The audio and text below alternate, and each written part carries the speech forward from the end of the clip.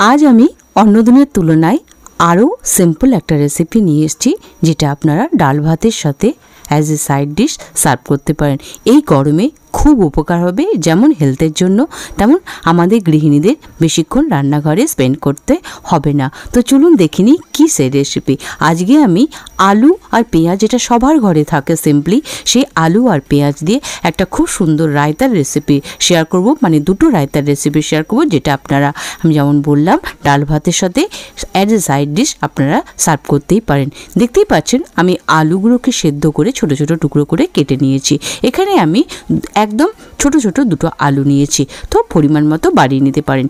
आलू सबार बाड़ीते सब समय थाके। এই आलू যে রায়তাতে আমি দেখাচ্ছি আপনাদের সাথে রেসিপিটা শেয়ার করছি, এটা তরকারি মতো আপনি শেয়ার করতে পারেন লোকের সাথে, মানে আপনার বাড়ির কারোর সাথে, বা আপনি যদি মনে করেন ডাল ভাত বানিয়েছি আর কিচ্ছু বানাতে পারছি না এই গরমে, যেমন কি ম্যাঙ্গালোরে সাংঘাতিক গরম পড়েছে তাই জন্যই বললাম, এটা বানিয়ে নিতে পারেন। তেল গরম করে নিলাম, তারপর একটুখানি কাঁচা বাদাম সেটাকে আমি একটু ভেজে নেব। এটাকে আপনারা ড্রাই রোস্ট করেও বানাতে পারেন যদি আপনি একটু বেশি হেলথ কনসাস হন, তবে আমি এরমভাবে তেলে ভেজে করছি, বা আপনারা কাঁচা কাঁচাও এটা ইউজ করতে পারেন এই আলু রায়তাটার সাথে। তো ভাজা হয়ে গেছে, তুলে নিলাম। এবার তেলটা রয়ে গেছে, এই তেলের মধ্যে কি করব, যে সেদ্ধ আলুটা ছোট ছোট তিন কোনা করে টুকরো করে কেটে রেখেছি এটাকে দিয়ে দিলাম। এটাকে কি করব, একটু ভেজে নেব যাতে কি হয় সুন্দর একটা ক্রাঞ্চ আছে। আলুটা কিন্তু মোটামুটি প্রায় 90% সেদ্ধ করা আছে, একদম যেমন আলু সেদ্ধ আমরা সেদ্ধ খাই। তো অল্প একটু হলুদ দিলাম আর দিয়ে দেব একটুখানি লাল লঙ্কার গুঁড়ো, এটা একদম কাশ্মীরি লঙ্কার গুঁড়ো। এটাকে কি করব, সুন্দর করে নাড়িয়ে নেব।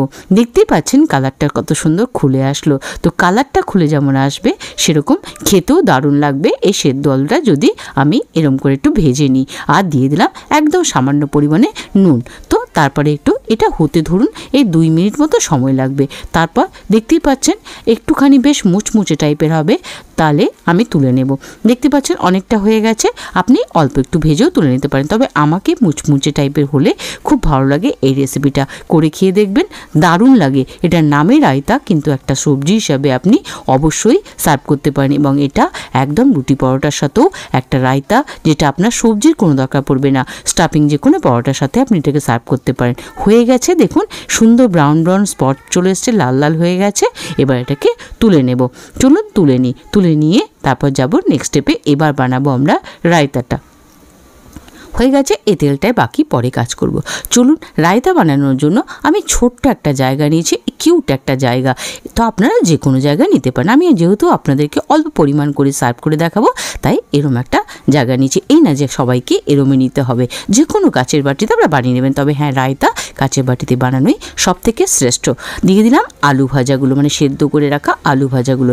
এইভাবে যেভাবে বানাচ্ছি সেভাবে দেবেন। এই না যে আমি যেভাবে সাজিয়ে গুছিয়ে আপনাকে দেখাচ্ছি এভাবে আপনাকেও করতে হবে। আমি জাস্ট একটা সুন্দর দেখতে লাগার জন্য আপনাদেরকে এইভাবে দেখাচ্ছি। দিয়ে দিলাম একটুখানি যে ভেজে রাখা বাদামগুলো। এবার এই দইটার মধ্যে আমি জাস্ট একটুখানি নুন দিয়ে এটাকে ফেটিয়ে নিয়েছি, আপনারা আর একটু পাতলা করেও দিতে পারেন। দিয়ে দিলাম সেই দইটা। এবার কি করব, যেটা এমনকি বললাম আপনারা কিন্তু সব কিছু দিয়ে পরে দই দিয়ে এটাকে নাড়িয়ে খেতে পারেন। তো আমি জাস্ট একটু ডেকোরেশন করে আপনাদেরকে দেখাচ্ছি, বারবার বলে দিচ্ছি। দিয়ে দিলাম কুচনো কাঁচা পেঁয়াজ। অবশ্যই যা যা দিচ্ছি দেবেন, দারুণ হয়। একবার বিশ্বাস করুন আমার কথাতে, এটা করে খেয়ে দেখবেন। যা যা দিচ্ছি সবার ঘরে থাকে। দিয়ে দিলাম কাঁচা লঙ্কা, দিয়ে দিলাম টমেটো, কেটে রাখা ছোটো ছোটো করে কেটে রাখা টমেটো। টমেটোর বীজটা কিন্তু আমি ফেলে দিয়েছি, আপনারা রাখলে রাখতেও পারেন। এবার দিয়ে দিলাম একটু কেটে রাখা কুচি করে রাখা ধনে পাতার কুচি, আর ওপর থেকে আবার দিয়ে দিলাম একটু যেই ভেজে রাখা কাঁচা বাদামগুলো। জাস্ট একটু ডেকোরেশন করে আমি আপনাদেরকে দেখাচ্ছি। দিয়ে দিলাম এখানটায় ব্ল্যাক সল্ট, মানে বিট নুন বা পিঙ্ক সল্ট যেটাকে বলা হয়, যে কোনো সল্ট যেটা আমরা রায়তাতে ইউজ করতে পারি, খেলে খুব ভালো লাগে। নর্মাল সল্টের জায়গায় এই সল্টটা দিবেন, খুব ভালো লাগে। কারণ নর্মাল সল্ট আমি দিয়ে দিয়েছি দইয়ের মধ্যে। আর দিয়ে দিলাম একটু চাট মশলা। চাট মশলা আজকাল অনেকের বাড়িতেই থাকে, তো দিয়ে দেবেন একটু চাট মশলা। এখানে একটু ভাজা জিরের গুঁড়ো আপনি ইউজ করতে পারেন, যেটা আমি লাস্টে ইউজ করেছি। দিয়ে দিলাম ওপর থেকে একটু দই দিয়ে। এবার কী করব, এটাকে নাড়িয়ে চাড়িয়ে নিলাম যাতে ওপর নিচ করলে খেতেও ভালো লাগে এবং সুন্দর হয়। এবার এটাকে ওপর থেকে আবার একটুখানি কাঁচা বাদাম, মানে ভাজা বাদামগুলো দিয়ে একটু ডেকোরেট করে আমি করে দেবো সার্ভ। এবার ওপর থেকে আরেকটু আলু আমার বেঁচে ছিল, সেই আলুগুলো দিয়ে দিলাম। আপনারা লোক আসলে এরম ছোট ছোট বাটিতে তৈরি করে আগে থেকে ফ্রিজে চিল করে রেখে দেবেন আর সার্ভ করে দেবেন। যে কোনো স্পেশাল দিনেও আপনি এই রায়তাটা বানিয়ে দিতে পারেন, যেটা বানাতে আপনারা দেখতে পেলেন কত সামান্য সময় লাগে। ওপর থেকে একটু রিফ্রেশিংয়ের জন্য দিয়ে দিলাম পুদিনার পাতা। চলুন তারপর যাব নেক্সট স্টেপে, নেক্সট রায়তাটা। এবার এটা হলো আলু রায়তা, এরপর যাব আমরা নেক্সট রায়তা। কিসের রায়তা?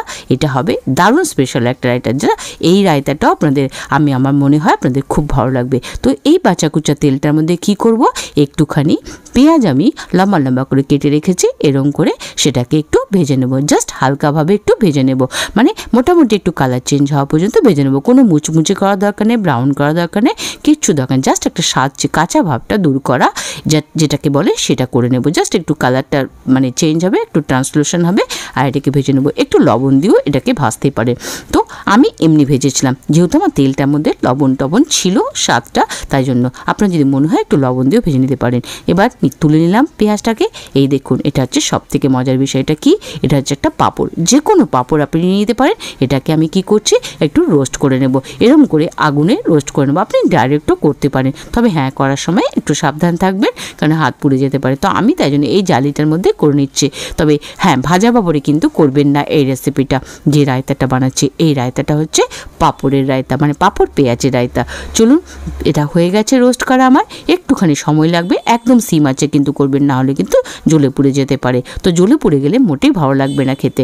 তো চলুন, আমি একবার রিকোয়েস্ট করব, এইভাবে দুটো রায়তা যে দেখাচ্ছি আপনারা আরামসে করে এই গরমের দিনে ফ্রিজে রেখে ডাল ভাতের সাথে সার্ভ করতে পারে, যেটা খেতে হবে অনন্য অন্নবদ্য। ভিডিও ভালো লাগলে অবশ্যই আমাকে জানাবেন কেমন লাগলো আপনাদেরকে এই আইডিয়াটা। দারুণ লাগে। আমি একজনের বাড়িতে খেয়ে আপনাদের সঙ্গে শেয়ার করছি। পাঁপড়টাকে একটু কুড়ি কুড়ি করে ভেঙে নিলাম, মানে একটু ভেঙে নিলাম, টুকরো টুকরো করে নিলাম। আবার একটা এরমের সেম একটা পাত্র নিয়ে নিয়েছি। আবার বলে দিচ্ছি, আপনারা যে কোনো পাত্রে করবেন, তবে চেষ্টা করবেন একটা কাঁচের পাত্রে করার, কারণ দইয়ের জিনিস তো ভাজা পেঁয়াজটা দিয়ে দিলাম। সমস্ত ভাজা পেঁয়াজটা যেটুকুটা ছিল সবটা প্রথমেই দিয়ে দিলাম। তারপর কি দেবো, দইটা, যে দইটা আমার বেঁচে ছিল সেই সবটা দই আমি দিয়ে দিলাম। প্রয়োজন পড়লে আমি আর একটু দই অ্যাড করব। তো বাকি এই দইটা যেটা বললাম একটু নুন দিয়ে ফেটানো ছিল, তা আপনারাও সেটা করবেন, নাহলে বেস্বাদ লাগবে খেতে। হয়ে গেছে। ওপর থেকে দিয়ে দিলাম সেই টমেটো, কাটা টমেটো। এরম করে আপনারা ইচ্ছে মতো, এখানে শসাও ইউজ করতে পারেন, ইচ্ছে মতো আপনারা কিছু দিতে পারেন। তবে হ্যাঁ, পাঁপড় আর পেঁয়াজ এইভাবে ভাজা মাস্ট, চাই। তো পাঁপড়ের যে রোস্ট করা পাঁপড়টা সেটা দিয়ে দিলাম, টুকরো টুকরো করে যেটা রেখেছিলাম। উপর থেকে একটু দিয়ে দিলাম ধনেপাতা কুচি, যেটা মানে আপনি আপনার মতো করে একটু সাজিয়ে নেবেন। এখানে দিয়ে দিলাম একটুখানি চাট মশলা, এটা অবশ্যই দিতে হবে।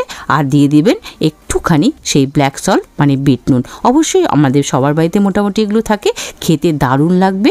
আবারও বলছি, ভিডিও ভালো লাগলে ভিডিওকে লাইক করবেন, শেয়ার করবেন, আর চ্যানেলে নতুন হলে চ্যানেলকে সাবস্ক্রাইব করে আমার সাথে থাকবেন এরকম সিম্পল টেস্টি রেসিপি পাওয়ার জন্য, যেটা আমি অলওয়েজ করে থাকি। ওপর থেকে আরেকটু দিয়ে দিলাম পাঁপড়, আরেকটু দিয়ে দিলাম পেঁয়াজের কুচি, মানে আপনি আপনার ইচ্ছে মতো করে সাজিয়ে নেবেন। এবং সবগুলো দিয়েও উপর থেকে আপনারা এটা দইটা দিতে পারেন। তবে হ্যাঁ, পাঁপড় যে রায়তাটা যেটা এখন দেখাচ্ছি, এটা কিন্তু করার সাথে সাথে সম্পূর্ণ সাথে সাথে খেতে হবে, মানে পাঁপড়টা লাস্টে দেবেন। এটা বলার কারণটা হচ্ছে পাঁপড় তো মিলিয়ে যায়, তাই জন্য পাঁপড়টা লাস্টে দেবেন। পুরো রায়তাটা আপনারা বানিয়ে রাখতে পারেন, পাঁপড়টা পরে দিয়ে সার্ভ করবেন, তাহলে খেতে ভীষণ ভালো লাগবে। উপর থেকে দিয়ে দিলাম আর একটু আমি চাট মশলা, আবার দিয়ে দিলাম একটুখানি ব্ল্যাক সল্ট। ব্যাস, এইভাবেই একটু একটু করে আপনারা নিজের মতো করে সাজিয়ে নেবেন। আর একটুখানি রিফ্রেশিংয়ের জন্য দিয়ে দিলাম পুদিনা পাতা, আর লাস্টে দিয়ে দেবো একদম রোস্টেড জিরা পাউডার। যে রোস্টেড জিরা পাউডারটা আমাদের সবার বাড়িতে মোস্টলি থাকে, না থাকে ভাজা মশলা আমাদের বাঙালির সবার ঘরে থাকে, তাই না? তো দেখুন, দেখতেও কি সুন্দর লাগছে। আবার বলেছি, কাচের বাটিতে অবশ্যই করবেন, করে ফ্রিজ করে রেখে দেবেন। হ্যাঁ, পাঁপড়ের রায়তাটা কিন্তু পাঁপড়টা লাস্টে দেবেন, যখন খাবেন বা সার্ভ করবেন কাউকে, তখন লাস্টে দেবেন, দিয়ে তারপরে সার্ভ করবেন। দারুণ লাগবে খেতে। একটা নতুন আইডিয়া, নতুন রায়তা আমরা শসা পেঁয়াজ দিয়ে সবাই খাই। এই গরমে ডাল ভাত আর এই রকম একটা যে কোনো রায়তা বানিয়ে নিন, দারুণ লাগবে খেতে। বা সকালবেলা স্টাফ পরোটা কোনো কিছু বানাচ্ছেন, তার সাথেও সার্ভ করতে পারেন। ভিডিও ভালো লাগলে আবার রিকোয়েস্ট করব, ভিডিওকে একটা কমেন্ট করে জানাবেন আপনাদের কেমন লাগলো।